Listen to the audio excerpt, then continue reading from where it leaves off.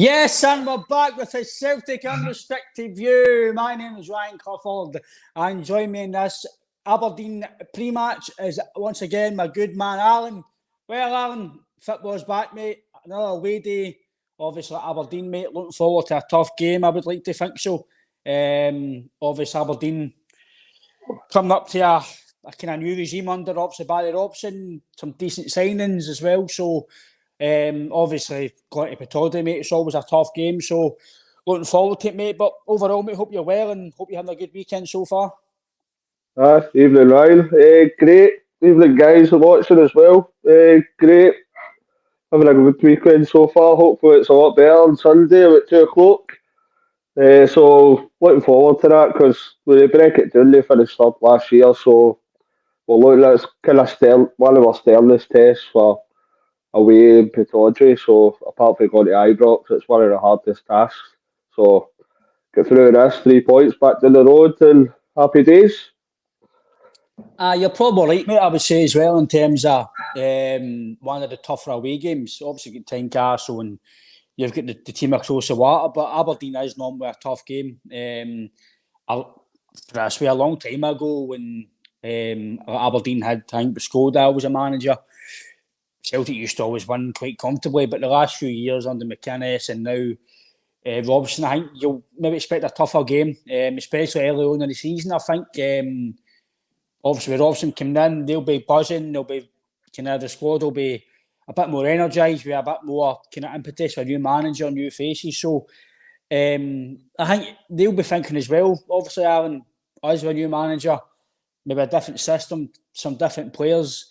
It could be a wee thing as well for Barry Robson that they could potentially thinking it might be the best time really to get us in terms of because we're not fully gone yet. We've only really played one game, we've not any qualifiers to obviously warm us up. So realistically, this is still early days for us. So it could be they could be thinking it could be a good time to play us.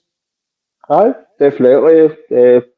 So say look at us, we're kind of still adjusting to the way that Brendan wants us to play. So any kind of opposition manager or team will be looking upon that and saying possibly we can kind of get the weakness there that they've no fully kind of gelled together. The tactics are put across. So as I say, even you look at Angie's first game up there with the Jota scored in the 80 odd minute to get a narrow win. So any win up there is a great win. So just looking, hopefully a better performance than last week.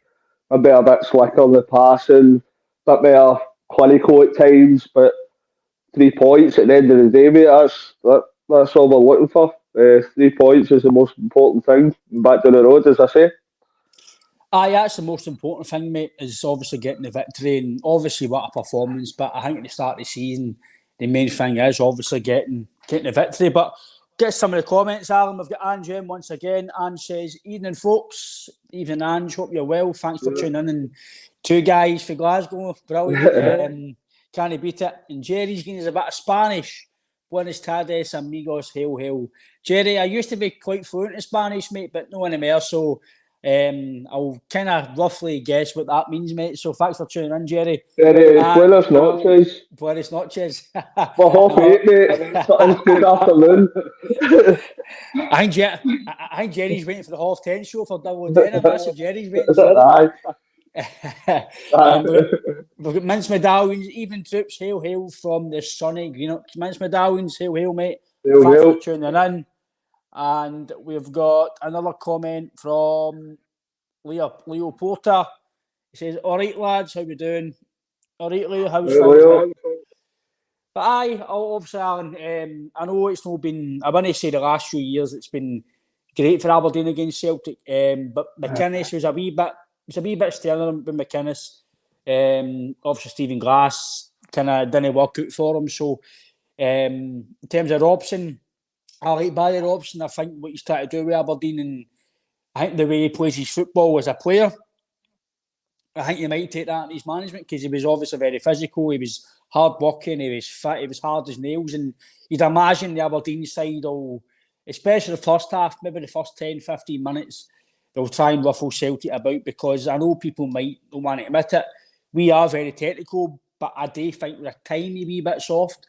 I do think when sometimes teams put it on us, we don't struggle, but you kind of get took aback a wee bit and it gets you time to settle. Maybe I've been too critical, mate, but I do think we're missing a bit of the nasty side days. But I do feel that Aberdeen, you'll probably gauge, mate, the first few minutes of the game anyway, how they're going to commute. But I'm going to imagine that they're going to try and commute for traps and try and get an early goal and put us under pressure, because I think if we get an early goal, mate, you kind of expect us to then push on and kind of take the game to them. So I'd imagine they'll want to try and get in our faces right away. What I've seen when playing us, and I've seen wee snippets, the way they've been playing under Barry Robson last year, they're well drilled, they're well organised, they are kind of in your face. Most times you would expect for kind of an Aberdeen side over the years, but I think it will be a relatively difficult game, but we need to use the technical edge that we've got on our side and try and kind of play through their organisation. As I said, they usually are well drilled, but they have got a couple of decent technical players up front. You've got Duke, that's obviously a lot. There's talk of us looking at him and other clubs down south, and Miofsky that scored a few goals as well. So they have added a few players like that over the last year or two that can be dangerous to us. So I just think we need to stay, keep our concentration, make sure that they daft mistakes like we possibly seen against Ross County, and just go forth for there. Make sure that we're not getting anything daft away, and hopefully the class will tell with the kind of players we've got, and our bigger technical players can shine through. I'd go with that, mate. I'd like to think that no matter who we play against in Scotland, even the team across the water, I think that every time Celtic play at the away game, I don't think it really matters what other teams do, because I think we're good enough and we've got more quality in our team to kind of overcast or overshadow anything that the other teams can come against you, because we've seen it the last few years, apart from the one season out of 12, we've kind of been quite comfortable in the leagues against most of the teams. So you'd imagine that even Aberdeen, like you said, the boy Duke, he's one of our better players. So I think Graham Shinney's there as well. So he'll prove a bit of steel in the middle of the park. I know he kind of plays a bit defensive, but he is quite good in the tackle. He is kind of physical, and sometimes when you're physical in people's faces, it does kind of get under people's noses, and that's when the quality sometimes go to shine through. But how do you think we'll go into the game in terms of the lineup? Do you think Turnbull will start? If he's not starting, do you think you'll be disappointed, or do you think now that Hatate will come back in, because obviously maybe it's a restern word for Rodgers about what he's going to adapt to his game and what he's going to do better? Or do you think if Turnbull does start, then it's quite right because he did play well at the weekend? I think Turnbull's got every due to expect that he should be starting, but my personal opinion is that when it all comes down to it, Hatate's the better player. Hatate contributes more for us, and he's an all-round better player for us. So I would hope and I would expect that Hatate comes back in, and that's nothing against David Turnbull. David Turnbull's great technical wise. He's a really good player, and he done everything well last week and throughout pre-season as well. He's done nothing to kind of stop him from getting into that side. But personally, I would edge towards Hatate. I don't know what you think, but I just think I'd personally say Hatate's on a par with McGregor as competing as one of the best players in the league. So I can't see for 2 weeks in a row that we can leave a player of that quality and that calibre on the bench. I can get that, mate. I think a lot of fans will get that as well. Because let's be fair, I know he gives the ball away a wee bit, and a lot of fans are frustrated with that. But I think in Scotland you can kind of get away with it because he does other things that kind of it overshadows it because he is a good player. But obviously in Europe, he think you'll need to he'll need to tighten that up a wee bit, because in Europe we can't really give the ball away because we'll get punished half better teams. But in terms of the Sunday's game, as much as I think Hatate's brilliant, I think you've got to go with a guy on form. Personally, I think if you're David Turnbull, you've scored 2 at the weekend, you've done well, you've been part of a good win. I think if you're dropped at the weekend, then I think you'll be disappointed. For his own personal view, I think he'd be disappointed, and he doesn't seem the sort of guy that would go to the manager or he would sulk. I think if he was put to the bench, he would just continue, he would work hard and go for it. But I think it'd be hard for me anyway to drop him. I'm a big believer if you're on form, you should be playing. But I do get your point, mate, that Hatate is quality. And do you leave him out away to Aberdeen? It's up for debate, do you know what I mean? That is one of the ones. Aberdeen are one of the better teams in the league. Do you change a winning team? Do you put him in? Or do you keep the winning team that you've scored 4? I know you 2 against Ross County, but let's be fair, it was kind of easy streak. As much as we struggled in parts of the game in terms of defensive-wise, you didn't think there was any reason we would lose the game. So do you stick to the winning team, or do you put in Hatate, or what's your thoughts? I think Hatate would be the guy to come in. And you need to look at the type of game we're going to come up against as well.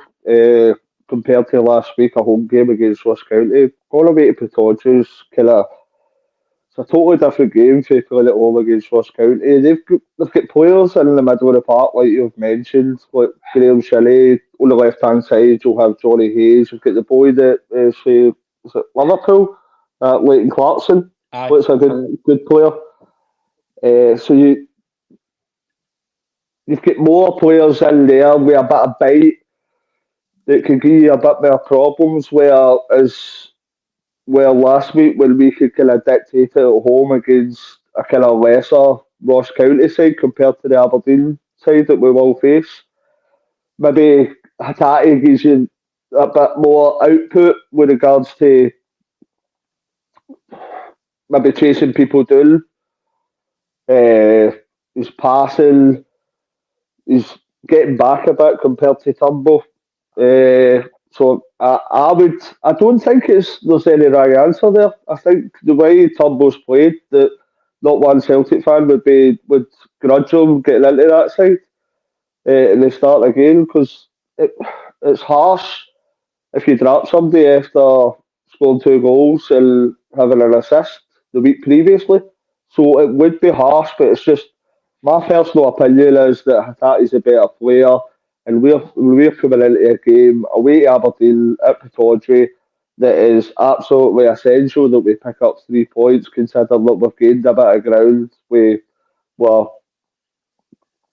closer around the City's result last week. It's imperative that we get the 3 points. And before last week, if you asked me my best team on paper, Hatate is one of the first names that you'd be putting down, hands down. So that's my opinion, but as I say, Turnbull's done brilliantly well, and if he does start, then I wouldn't have much of an issue with that as well. No, I think you're spot on, mate. I think no matter who plays, they're going to be good enough to come in and do the job. And I think you're right, mate. On paper, Hatate, if he's on form and he's spot on behind the scenes, he is one of your guys who you would depend on to play and do well. And obviously, there's a lot of talk on social media that if the guy is at Caicedo goes to Liverpool or Chelsea, will they come in for Hatate? But again, it's all social media rumours, mate, and one thing we don't do on here is rumours, so I'm not going to say it's going to be happening, because I think the media, especially in Scotland, you can't imagine, Alan, before a game that's not a big game, there's no rumours, but it's a big game on Sunday in terms of the season and the league, obviously Aberdeen away. There's 2 or 3 rumours now coming out in the media that is it to upset some of the players. Apparently, there's going to be bids for Abada now, even though Abada's said to Rod, Abada's going to stay. He spoke to Rodgers saying he's wanting to stay. There's been absolutely nothing coming out of Hatate or his agency or Celtic saying that he's wanting to go. And then you've got people saying, will Harry Kane go to Munich? If he does, are they going to come for Kyogo? In my opinion, I generally do not believe that Kyogo is going to be Celtic, Spurs' first choice to replace Harry Kane. I generally think that, see if that happens, I'll eat my couch. But honestly, I just can't see them selling Harry Kane for between 80 to £100 million and then going to sign Kyogo. As much as Kyogo is good, I don't think he's up to it yet, being Spurs' main man. I just think he's good for us and he's amazing for us and he's quality for us. But to go up to Spurs, as much as Spurs, in my opinion, are the biggest team, to go up and play against your Man United, etc., you maybe need to be a wee bit better in terms of experience levels and etc. to go for that. But what's your thoughts on obviously the what you call social media rumours, mate? But for me, right now, I'm just going to ignore them because unless something concrete comes up, then to me it's just kind of water when a duck's back. Aye, as much as we all love Kyogo, right? Kyogo's a great player for us, but he's no the quality of kind of Harry Kane. They're talking about names like that Vlahovic for Juventus, Ollie Watkins for Aston Villa. They're big money, and as much as we all love Kyogo, the striker that Ollie Watkins is, I really admire the amount of the work rate that he puts in, the quality he's got. I'd say he's a few levels above Kyogo, if I'm being honest. Uh, it's just the way world football is at the minute, so I would be massively shocked if the replacement for Harry Kane would be Kyogo. That, in all terms, that's like us getting rid of Kyogo and bringing in Curtis Main or something, right? The fans would be absolutely raging. They're not going to get somebody probably the exact same level as Harry Kane, but I'm sure Tottenham fans will be looking for somebody near about that calibre, somebody round about that price range, because they've lost their best player. So I think I can't see the Kyogo thing happening. I think there's been a lot of rumours with HATATE going on. That's probably the one out of the three that I could see most, but I'm not entirely sure either. And as you say, Abada's just there's been rumours going about that he came out and says that he was happy to stay at Celtic, so it was pretty strong rumours as well. So I'd be hoping that after Jota leaving, that Abada's coming out the limelight and he'll get his time to shine. So hopefully he'll see that as an opportunity to kind of progress and get better within Celtic. So I can't see him leaving either. So I think it's just there's no a lot of kind of talking on about Celtic, maybe the centre half position, but maybe the kind of the news outlets and papers are just trying to kind of put two and two together and come up with 714. So just see how it goes, but I'd be surprised if any three names left at present. And talk about putting two and two together, we've got a good man, our sponsor, who does 5, 6, 7, 8, Mr. Alex Beveridge of AB Entertainment.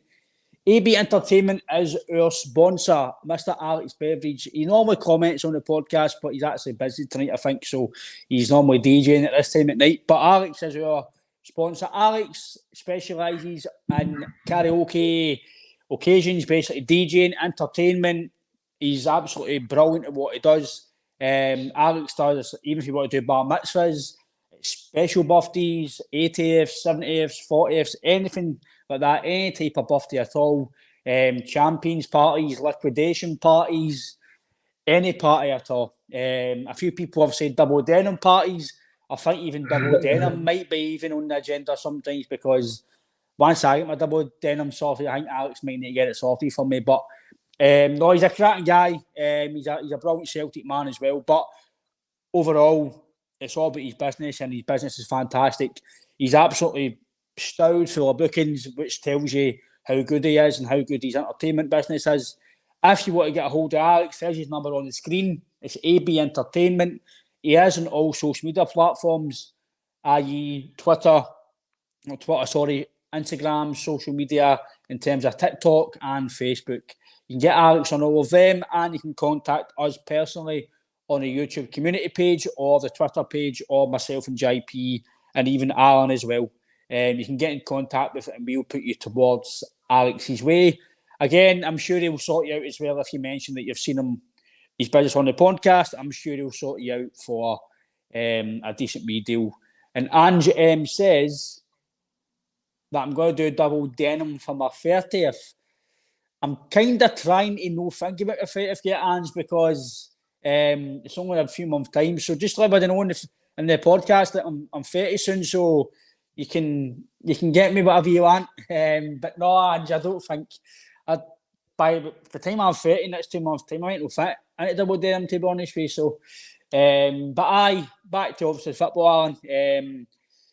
I can get as well how Aberdeen are going to set up, because you'd imagine that the what if status, and I get what you're saying as well in terms of like Harry Kane. There's a lot of people talking about like the sell-on value as well for Starfelt. We can obviously chat on that, mate. Obviously, he's left now. For me, I think the transfer fee is not. For me, I'm no best pleased with it in terms of I don't really see how we've made much profit off it. I think we bought him for a 4 million. Apparently, it's 4.3. We've bought him for 300 grand profit for a guy that's been 2 years left his contract. Swedish, I know he's only had 6 or 7 caps for Sweden, but he's still an international for Sweden. He still gets called up just about all the time. He's on the bench or he's in the squad. 28 for me. I've seen a few people on social media saying there's no sell-on value at 28. In my opinion, I think that's a lot of nonsense, in my opinion. I know people have got opinions on it, and that's their opinion, but I don't really feel on that, mate. But in my opinion, I still think at 28-year-old, if you're a very good player, 28 is kind of your peak, roughly 27, 28. Some guys, Harry Kane, right? I know it's Harry Kane, right? And he's world class. But he's 30-year-old and he's going for between 80 to 110 million pounds, roughly, whatever. If it all depends on what you believe, what paper you believe, and what source you believe. So it just proves you that, do you really think Bayern Munich are paying that money for him for a selling value? No, they're paying him to get him right now to score goals, and then whatever happens, happens. I feel that people look into their selling value too much because it's Celtic. That's your model, and that's what we're used to. But other clubs don't think like that. Like Bayern Munich, they want Harry Kane. They want him now to score goals, win them Champions Leagues, win them trophies in Germany. They want him now. They're not caring about selling for 150 million 2 year time. Well, it seems that way to me, because they want to pay £100 million for a guy with 1 year in his contract, because they know in maybe 3 year time they're not going to get that money for him. But if it was Harry Kane at 28, then they'd maybe thinking about maybe selling him on if he does well. But it's just my opinion. The Starfelt fee, for me, I don't really feel that. I know he was wanting to go away because obviously personal reasons, but the club shouldn't be detriment to that. The club should still get a fee, in my opinion, that's worthy of the player. He's been here, I think, for 2 years, 5 trophies, been a massive part of the squad and the team. To let go for roughly what you bought him for and not get any profit, in my opinion, it's no good business sense, because you're not getting really anything from it. And then you might pay £3 million now for the Swedish defender, which is apparently very close.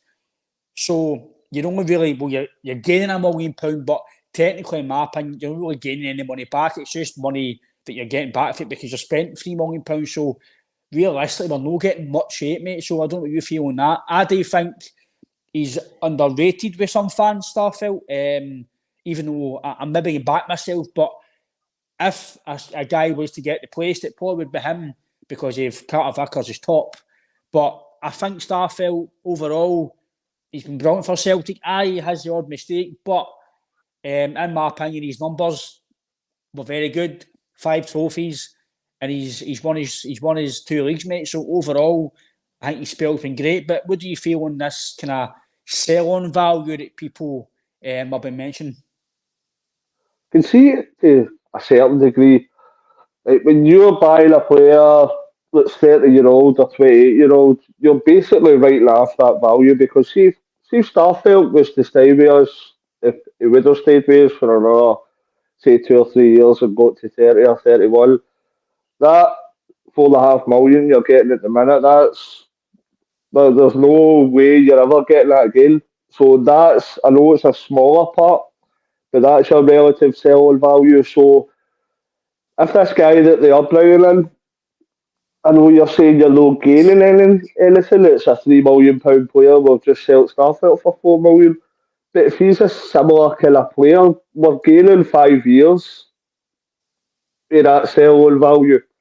So we could in turn keep this guy if he has a success and he's similar to Starfield, keep him for another 2 or 3 years, and then that's when we could see the big profit. Because when somebody reaches the kind of late 20s, you can't maximise the profit on them because it'll not be this move, but you're looking at the next move when they're 31 or 32, you're going to get buttons for them. So if it's a gamble to make that Starfield, this guy is going to be have the same output as Starfield, but if he is, then you're gaining that 5 years kind of less because that would give us a further sell on. The other point being is that obviously because of Jacinta, the guys went last for a move, right? So he's no happy. Do you really want another kind of Boyata scenario happening again? No. So small profit. He's helped us win 5 trophies. He's probably low a great deal of wages compared to your McGregors or Jota as well. Carter Vickers probably a bit less than that. So I'd say it's good. He's been good value for money over the piece where what he's contributed to the team and the win ratio and the trophies that he's contributed towards. And as I say, you're not going to keep an unhappy player. If he wants to go for personal reasons, then if we can make something back on him, then fair play, move him on, and hopefully the next guy that we bring in is just as successful or possibly more. I think overall, mate, we've kind of learned from the keeping players who don't want to be here, or players who have maybe came to the end of their tether, or the shelf life has ended during obviously the 10 season when we kept guys and they couldn't get moved because the teams didn't bid and or teams weren't bidding as what Celtic thought they were worth, and obviously that's why we kept them. I think we maybe learn for that now that you kind of need to sell players when the iron's hot, really, when their value is worth. And so that's why guys like HATATE, if somebody does come in tomorrow for £30 million, you really need to consider it. You're probably selling for that price, 25, £30 million. In my opinion, if a team like Brighton or Crystal Palace, whoever it is for down south, if in my opinion, you're asking between 20 and 30 for our top players, in my opinion. Your Kyogos, your, like we're talking about there, your Vickerses, etc. Celtic have got to ask for top dollar now, and any of this penny pinching, like Stuart Armstrong, £11 million, £10 million. That's absolutely crazy. Like, I know at the time it's good money. Even Kieran Tierney at the time, £20 million. That's a good fee, but realistically, on Kieran Tierney's quality, he's worth a lot more than that. But just because he was Celtic, I think people tend to think, we'll bid this.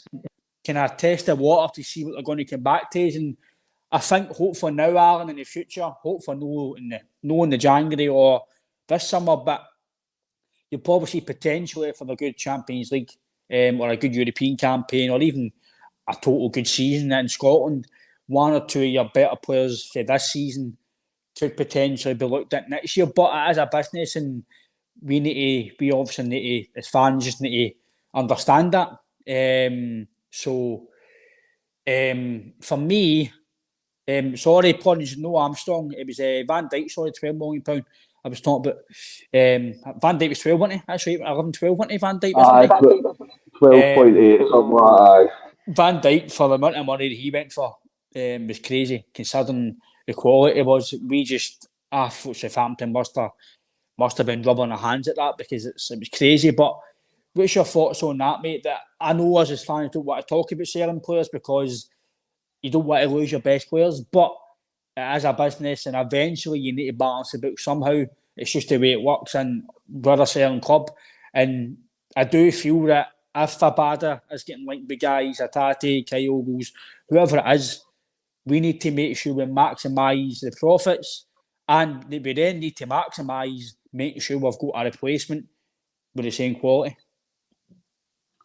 I mean, we need to all be realistic. Right? I'd love to say, oh, we'll hold it for 30 million for somebody, but see, at the end of the day, see, 20 million comes in for any one of our players, they're gone. Or any one of them, they're gone. We are a massive club in a tiny pond. The minute that the sharks come round, then that's it. We need to accept the fact. That's a full flip tackle. It's done. But you're looking at you're looking at England previously, but now you've got the new shark on at Saudi Arabia that they can come in and float about whatever kind of cash they want. They're not daft either. They weren't going to give you any more than 25 million for Jota, but they're the kind of new kids in the block that are far outweigh our kind of financial power. So any kind of significant offer that comes in like that, Celtic will snap their hand off, and we're never going to replace like for like. But there was no way that we were going to bring in a replacement for Jota that's going to spend that same money again. It's, but if any is think that, we're on cloud cuckoo land, because it's just that we are a selling club, and I hate to think that the likes of Burnley and Sheffield United have got more financial power than Glasgow Celtic, but if we're all being honest with ourselves, because of the league they're in, they have, right? They're no a bigger club. You've got Bournemouth in there that was at like 11,000 capacity in their stadium, something like that. But they could go out and spend their 20, 30 millions on players if they deem it necessary. Because of the league we're in, because of the circumstances we've got with the league we're in, we've not got that financial power to do that. So we're a selling club that needs to bring in prospects that relatively low cost between. Well, the last one was Edward for 9 million. That's the biggest cost we've put out for a long time.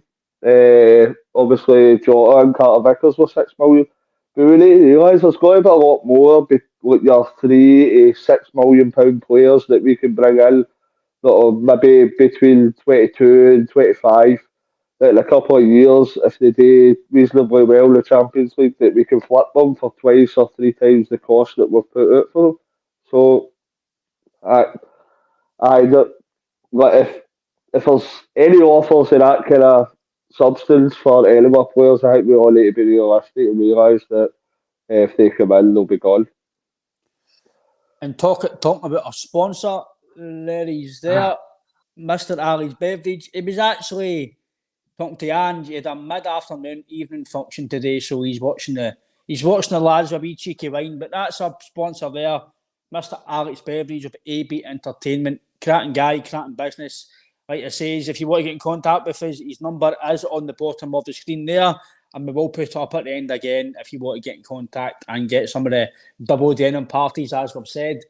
But Alan, I totally get that, mate, in terms of we are a small club in terms of the finances and a big we're a small club in a big pond.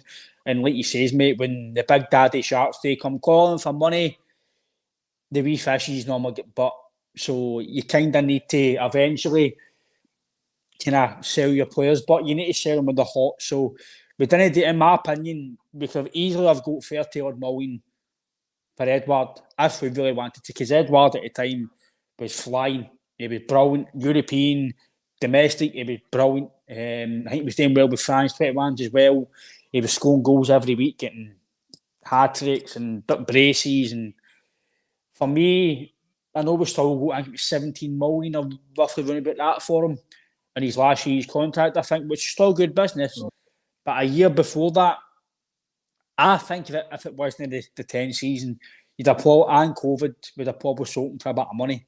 But obviously that's in the past. But I get you, mate. I'm the same. Like, I'm realistic, and I know that eventually when these top clubs, i.e.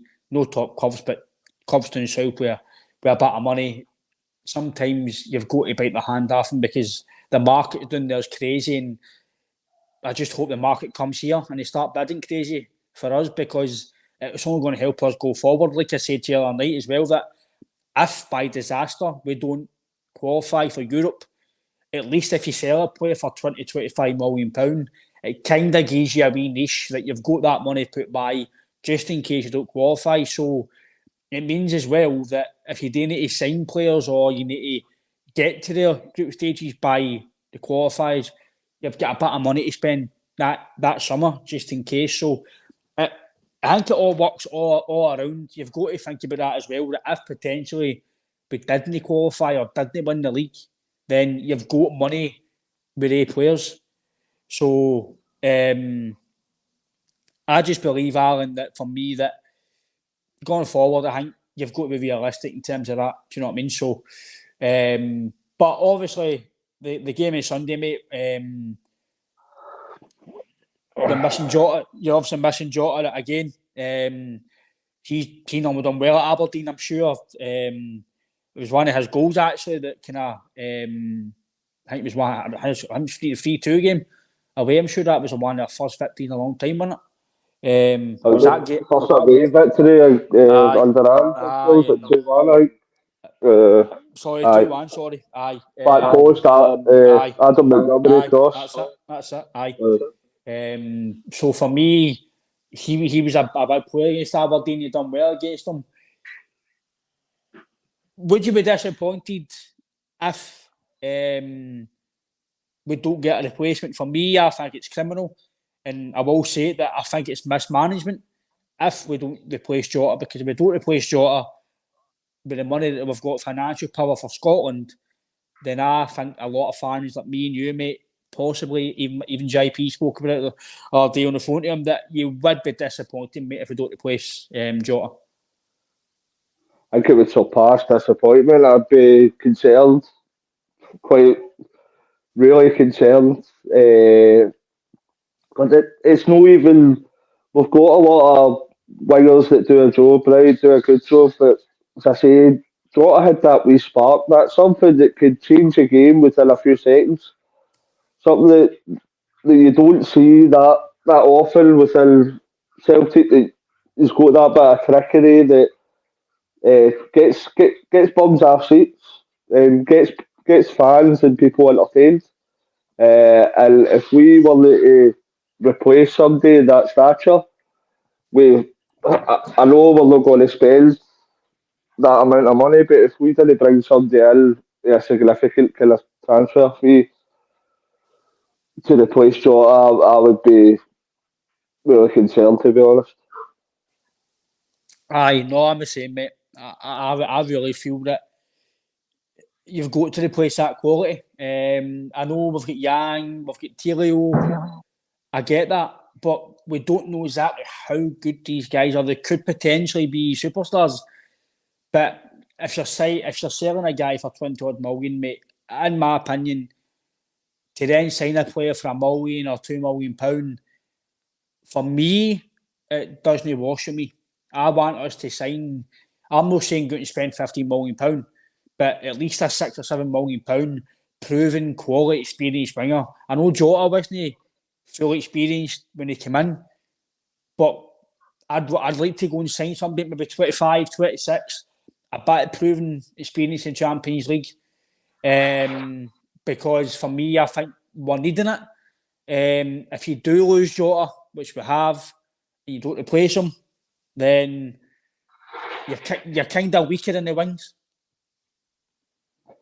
I think when you look at, I sent you the team we played against when we won against Rangers last year, and there's 3 players right away that were in that start lineup that are there just now, with Starfelt, Aaron Moy, and Jota.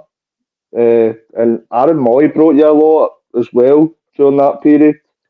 No, maybe Thiago Holmes, his replacement. But at the minute, we've not seen Marco Telio. That's everybody's still to see that. But at the minute, as we speak, we can't see any suitable replacement that we've brought in that could go to the heights that Jota's brought us in the last couple of years. And as I say, that's what's concerning. Brendan Rodgers came in and his first press conference was that he wanted to take us up another level and push on in Europe. And I think as we speak just now, I know there's 2 weeks in the transfer window left, but as we speak at the minute, I'd say we're slightly weaker across the starting 11 for last year. So I think we need to get the figure out and start bringing in some starting 11 players.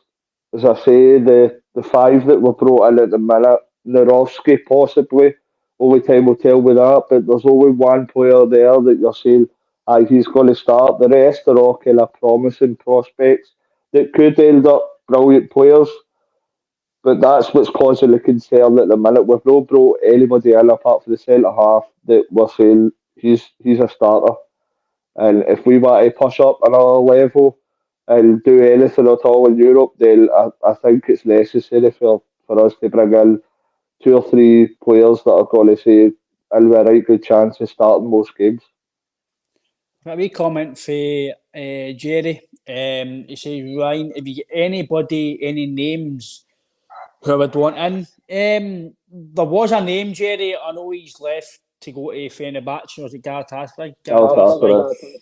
Tete was somebody that I was wanting in, mate, when I first heard that there was links to it. Whether their links were full as we full on talks or any chat that was really close, Jerry, but Tete was somebody that I thought would have been a very good signing. I know he wasn't the best at Leicester, but he's got European experience, European pedigree, good play with Shakhtar, done okay with Leon. I think somebody that magnitude, Jerry, somebody with, I'm not saying that exact player, but somebody who's played in Europe, for me, is the sort of guy that I think, I'm not, see this word like marquee, I'm not expecting 10, 12 million pound players, but at least a 7, like an Edward type sign. Somebody that's going to put a statement out. I know Edward at the time, he wasn't European experienced, etc. But Celtic spent big money on him. And at the time, I did think at the time, I was like, oh, right, Rodgers must like this guy. And I think Rodgers says he was one of the best young boys he's ever coached. And then he basically proved that. So Edward did kind of turned out a bargain in a way, I thought. So don't you feel, Aaron, and any names that you maybe think of? I know we were linked with the guy that played, I think it was FC Lorient last night against Hibs, Jasiri.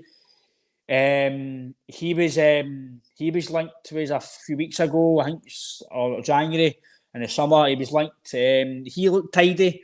Whether or not he's going to be good enough to step up to Celtic, I don't know, but he did look tidy. So Jerry, personally, mate, I don't know in terms of any names.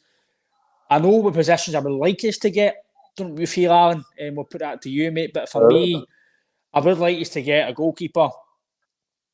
Obviously, centre back's going to be coming in, but a goalkeeper, a left back, and probably. You see, be honest, mate. Right? You can probably ask for 5 or 6 positions, but I know it's not going to happen. We're not going to sign 6 players, mate, within 2 weeks. I know it's not going to happen. It's just not going to be, because then it'd be classed as a rebuild, and that's not the case. So. But I know Rodgers did. Well, I seen a thing on Twitter today. Apparently, no my words, don't quote me, but apparently Stephen McGivern was talking to Graham Spears in a podcast, which you need to pay for.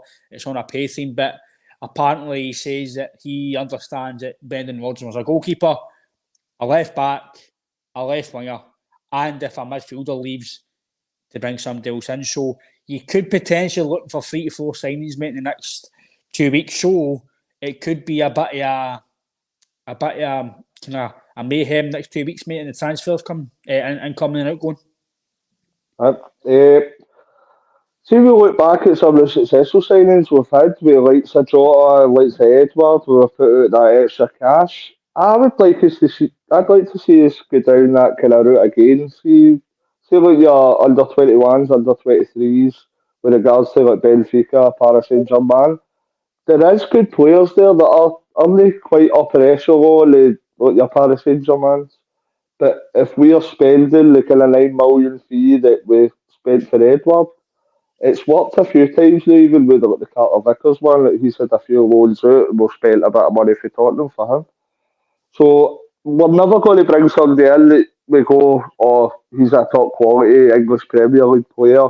We've not got that kind of money, but I would like us to go down the same route that we have previously with the kind of under 23s teams or such, like the Edward, like the Jota kind of route. But I do think there will be a kind of busy end to the window. There will be a lot of deadwood that we're trying to get ready as well. So there is a bloated squad. But in that whole squad, there's a number of players that you could name, like Soro, Ayeti, Kobayashi, Welsh, Ideguchi, that are not going to get anywhere near the squad. So these are players that we need to get ready, and then hopefully we can bring in a few quality players that can challenge for first team positions before the end of the window.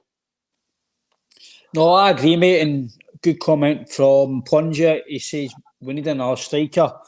I think, Alan, that's something that we maybe could look at, because obviously O's out potentially between 4 to 6 weeks. We're hearing, I know injuries can get quicker. We don't know fully, but I'm probably going to agree with that. I've always said for the get-go, for the summer, that as soon as pre-season started and the end of the season, that I feel we do need another striker, and not just a guy to come in and just to play, but off the bench. I mean, somebody to challenge Kyogo, because in my opinion, I don't see O going to be overtaking Kyogo just yet. I know a lot of people are saying that some guys actually rate him better than Giakoumakis, which is listen, we all see football differently. O's definitely, I think it's a goal every 84 minutes or 89 minutes or something. And people are saying he's done better than goals scoring wise than Giakoumakis. For me, I think just my opinion, Alan, I think Giakoumakis gets a lot of disrespect off certain bits of the supporters. I don't know if that's just me, mate, but I thought Giakoumakis was an absolute goal machine. He was a predator. He was injured, I think, as well, and he still scored 20 odd goals in the season. So I thought Giakoumakis was a big loss. I think his goals are still a big loss, because we've not really replaced his goals in terms of a striker. We've not seen O yet fully. I think he's got potential, Aaron. I think he's got a lot of potential. He works hard. He hassles players. But in my opinion, I'm not going to sit and say yet that O is near Giakoumakis yet until he gets a run of games to obviously prove it, because he's got good games. You can't keep him off the bench 10, 15 minutes, and you can't judge anybody on that, mate. So until he gets a full maybe 5 or 6, 7 games under his belt in a row. But if you've got Kyogo there, it's going to be hard for him. But I do feel we need somebody to come in and help they two and challenge they two, because I know my Maeda plays up front and he has been a striker, but he tends to play it wide more than let's say time. So what do you feel on that, mate? For me, I would love us to go and get a proven European striker, because that's what we lacked last season. So I don't know what you feel, mate, but for me, I think that's something that could potentially, even if it's a loan deal for a striker, like you say, maybe somebody who's not really getting a game down south, or somebody who's want to prove themselves, but they played at a good level. So don't really think on that, mate, but I think Plunge could be onto something there. Obviously, we'd like to see as many people in positions as we can as fans, but that's where it's kind of becomes difficult. Unless we go out and absolutely break the bank, we're not going to bring anybody in that's going to be in front of Kyogo. Now, if you're looking for that upper echelon, a top quality player, you can't bring somebody in and say, look, you're going to be setting maybe third choice. So that's where the kind of agenda begins. Like, I would like to see somebody in the kind of mould of Maeda, that's somebody that could, when asked upon, that can play across the front three, so that we can utilise them in different positions, because what kind of quality you're going to bring in if you're asking somebody to come in for third choice striker? I don't think it's going to be up there for something we need. So I'd like to see us bring in a really good winger that could deputise if needed in that striking role. But I don't necessarily think the answer is bringing in a third choice striker. A wee comment for Jerry again. I can tell Jerry listens to the podcast. Jerry, your man Hooper's back from the Masters in September. By the way, Jerry, I would get him back, sign him up, get him back. Hooper must be 35, 36, I think. Easy. Aye. I know he was playing in Dubai. I don't know if he's still playing in Dubai, but I know he was recently. Jerry, get him signed up, mate. If he signs, mate, I'm a happy chappy.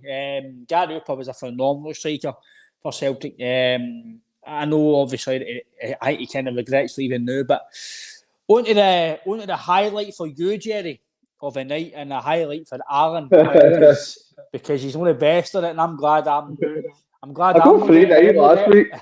I'm glad I'm not doing the quiz this week because I'm really good at it either. Normally JP's alright at it, but I'm not the best at it. But it's a highlight of the Friday night show is the quiz. It is Wikipedia. So it is going to be just a Wikipedia of the players, the former players. We'll do about 4 or 5, probably 4, and then we'll get the last thoughts about the weekend's game, mate. But the first one, I'll put it up for a few seconds first, and then we'll see how it is. The first one is there. Deny. I'm getting sacked, aren't I? I'm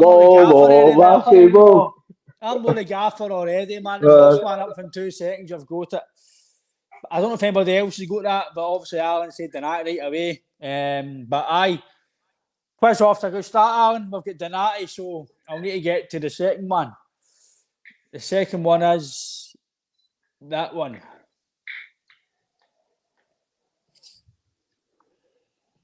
Simon Donnelly. That's Sid, aye. Oh, I need to pick better guy. This isn't too easy, man. Simon Donnelly. Honestly, I need to do my research, Barry. That's terrible. The third one.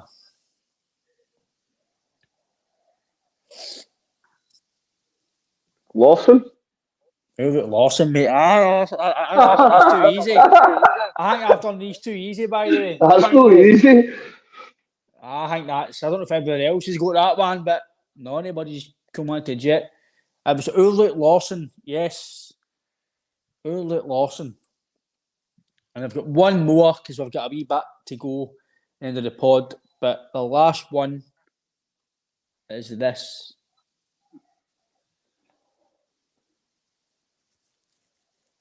Holy moly. Do you know who is that again? Who did I do that again? Who is that again? Oh, you're joking. Who was it? I can't remember who that is now. Who is that again?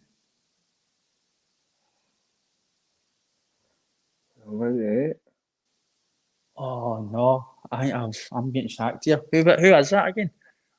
That's Birchall, isn't it? Aye, it is. Mark Birchall. There you go, big man. 4 out of 4, by the way. I might have been sacked or that. You're just brilliant, man.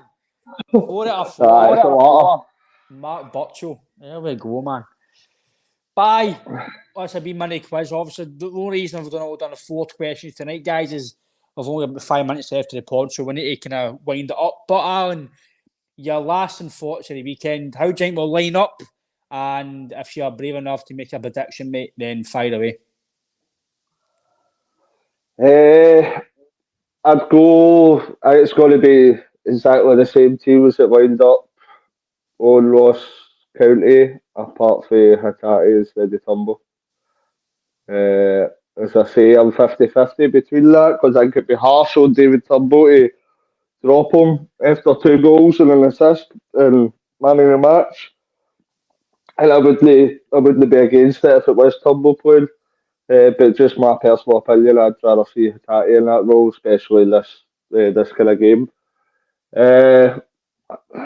Could be relatively tight, and with the mistakes that we've been showing, especially in the goalkeeper position. I'm going to go for 3-1 Celtic. I What about think yourself? I think we could potentially concede, obviously, because of the. But Aye. I think you got your guaranteed goals, in my opinion. With guys like Kyogo, Maeda, Abada, even if it is Turnbull starting, I think it'll be the same team. I think Turnbull will start. So I'd imagine is to set up the same. I think they might be a bit more aggressive because obviously Aberdeen will try and counter attacks. I think they'll come early doors, and I think we'll need to be aggressive and kind of maybe withstand a bit of pressure. And then I think as the game goes on, I think we'll get a few chances. And I think once we take one chance, I think you'll take 2 or 3. So I'm going to say the same, mate. I'm going to go for 3-0. I think we'll keep the back clean.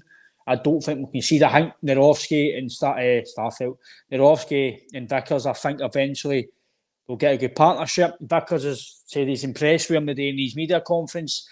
So I think that they two will start getting a partnership.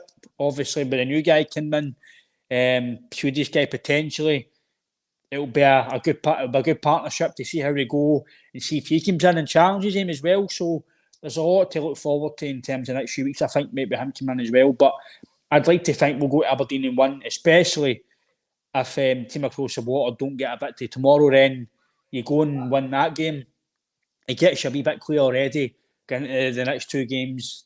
Obviously, Kilmarnock and Johnston, and then you play them. So you kind of want to get into that game with a wee bit of not a cushion, but a wee bit of a gap to then obviously progress. But if anybody doesn't actually see the running bar below, we are actually selling some merchandise now. The mugs are £5 and the key rings are £1.50. If you do want to get some of them, I'll put them on the screen. There is a mugs. Lovely mug, by the way. Hot chocolate and all that, and it's amazing, brilliant. Wee bit of whipped cream on it, fantastic for the double denim show at 10 o'clock tonight, half 10. There's a CUVP branding as well, and there is the key rings, brilliant key rings as well, by the way. There's the back of the key rings. We'll go through them again. That is in mugs. And that's a key ring. They are £5 for the mugs and it's £1.50 for the key rings. If you do wish to get in contact with us about them, just contact the page either on the community and the YouTube, the Twitter page, myself and JP. You can even contact Alan. We're on Facebook, we're on TikTok, Instagram. You can get us on there, or even just comment on this as well, and we'll get a hold of these. And also as well, I did mention that I would put back on the screen as well our sponsor who did comment is Alex Beveridge. If you do want to get in contact with Alex, you can there. There's his number there on the screen if you want to take a wee note. And give him a wee text, a wee phone call to organise some liquidation parties, bar mitzvahs if you want, double denim parties. And he's a brilliant guy, so get in contact with him if you would like to get karaoke, bingo, entertainment, singing, anything at all. DJing, Alex will supply a lot. And Alan, Jerry says, Ryan, tell Alan Benes Tarda is here. 3:30 p.m. Catch you Monday. I'll get him back shortly. Sorry, Jerry, I don't know where you are. I think he's. I know he's abroad anyway, but well, it's America or Mexico time. I think it's America. But overall, Alan, what's your lasting thoughts into the game of Sunday and the kind of latest on the transfers? The game on Sunday is imperative we get 3 points. I don't think anybody was seeing much of a slip up that we seen last week for end of the city. So I think we need to pounce on that and put my boot down their throats and just kind of push on. So us grab any points at the next hub though, we need to make sure that's 3 points because this is probably, I say, one of the hardest away games and definitely the hardest game until we go across the water anyway. I think this next week or so will tell you a lot about the transfer window. I think it's getting to that stage that maybe There's like 19 days or something left in it. This going to get to the stage that a lot of panic buying happens in the last week or two. So I think the next week's when we need to be sensible and kind of bring in a few players that we've been looking at and that we definitely want. No bringing in like Craig Bellamy or Roy Keane the last minute of the transfer window. So hopeful for the weekend, confident. So as I said at the start, hopefully a better clinical performance than we seen last week. But the most important thing, 3 points back to the road and on to the next one. And also as well, before we end the podcast, we are running an auction on our good friend Barry Bannon's boots. He is the Sheffield Wednesday captain. We have, courtesy of Barry, his boots that he wore at Wembley, that they got promoted to the Championship. Baza has kindly gave us them to donate, and these are the boots here. This is a photo with Barry with the boots. I have the boots on me as well, so they are in here. I have them in my possession. Barry's kindly gave them. The bidding is now at £350, and the bidding will end on the 31st of July. So basically the end of the transfer window. Barry, there's the boots there. He signed them as well, so they're signed as well. And it's an absolute fantastic gesture. Fantastic piece of what you would call memorabilia as well. I'm sure a lot of Sheffield Wednesday fans would love to hold them as well. And then a football fan, fantastic, authentic piece of history as well. So get in contact with us as well if you want them as well on all the social media platforms, Twitter, and even if you want to keep Baz a wee message on Twitter as well, I'm sure he'll happily get back to you as well. But if anybody is also as well want to get in contact with us or anything at all, if it's football, if it's mental health, anything at all, give us a wee message. Don't stay silent. It's a lot of things in the world these days, and it's one thing that we don't want people to be suffering from. So if you are, want to have a wee chat with us, if it's somebody that you don't want to talk to who you know personally, me, Alan, JP, anybody in the podcast, we're willing to, our DMs are open. We're always here. If it's football, mental health, anything at all in general, that you just maybe just want a wee chat, then hit us up. But overall, Alan, take care, mate. Thanks for your time. Hopefully Sunday we'll get a good result, mate, and we're all rosy Monday, mate. But I'll see you again, mate. Take care. Confident. Right, have a good weekend, mate. Right, take care, mate. Thanks, guys.